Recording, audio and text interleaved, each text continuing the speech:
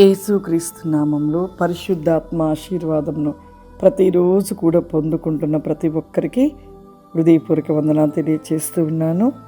ఈరోజు పరిశుద్ధాత్మ దేవుడు మనకిస్తూ ఉన్న వాగ్దానము సామెతల గ్రంథము 4వ అధ్యాయము 24వ వచనము.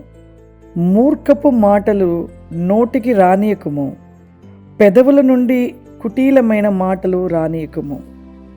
మన మాటలంట చాలా జాగ్రత్తగా మాట్లాడాలి. దేవుని బిడ్డలుగా ఉంటున్న మనము మాట్లాడే మాటల్లోనే నువ్వు నిజమైన దేవుని బిడ్డవా కాదా అనేది తెలుసుకోగలుగుతారు.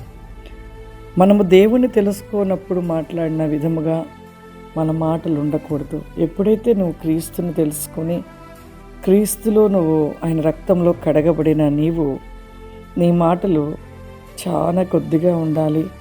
మాటలు మాట్లాడుతున్నావంటే నీ మాటలు సత్యం ఉండాలి, నీ మాటలలో ప్రేమ ఉండాలి, నీ మాటలలో అసత్యం ఉండవద్దు, నీ మాటలలో అబద్ధం ఉండవద్దు, నీ మాటలలో నీతి ఉండాలి.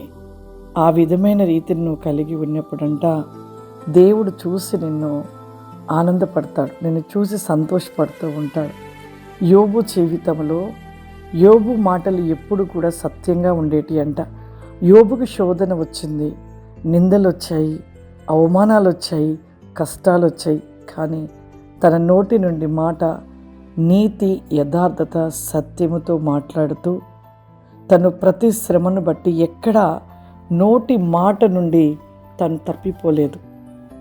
అపవాది అంట ఎప్పుడు తన నోటి నుండి దేవుని దూషిస్తాడా, ఎప్పుడు తన నోటి మాట వినాలి, ఎప్పుడు తన నోట దేవుని దూషిస్తాడని ఎన్ని విధములుగా చేశాడంట అపవాది.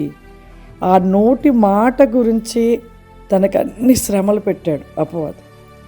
తన బిడ్డలను మరణింపచేశాడు, తన ఆస్తిని కోల్పోయినట్టు చేశాడు, చివరికి తన భార్య దూషించినట్లుగా చేశాడు, చివరి తన శరీరం మీద పుండును కలగచేశాడు.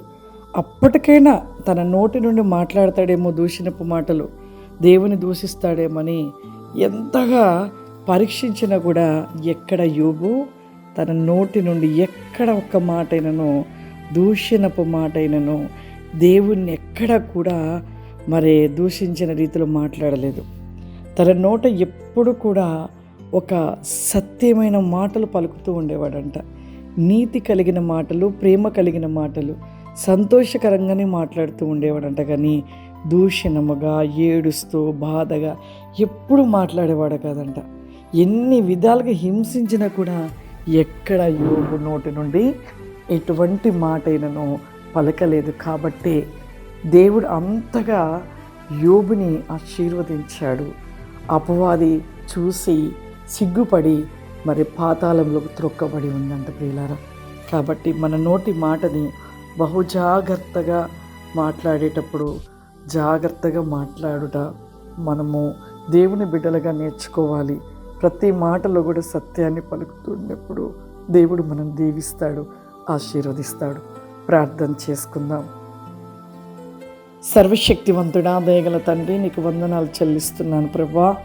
పరిశుద్ధాత్మదేవా, ఈ యొక్క దినము నా ప్రభువా, ఈ పరిశుద్ధాత్మ ఆశీర్వాదంను ఎంతమంది బిడ్డలు చూస్తూ ఉన్నారో ప్రభువా, వారందరినీ కూడా మీ ఆత్మచేత నింపండి ప్రభువా.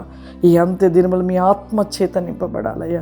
ప్రతి బిడ్డని అభిషేకము చేత నింపబడాలయ్యా. నీ అగ్ని జ్వాలలుగా మండించబడాలి ప్రభువా. నీకు స్తోత్రములు ప్రభువా.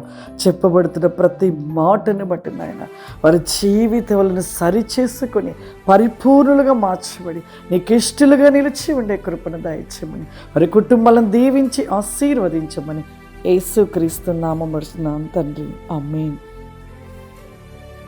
God bless you. దేవుడు మిమ్మల్ని దీవించును గాక. ఆమేన్.